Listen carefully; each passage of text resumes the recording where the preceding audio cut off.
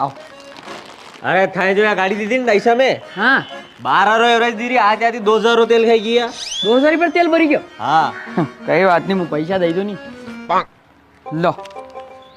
ये 2200 रुपया है, 200 मार रखी लो 2000 रुपया लो। मुझे मोटरसाइकिल से आया तुम्हारे 500 रुपया तेल भरी गया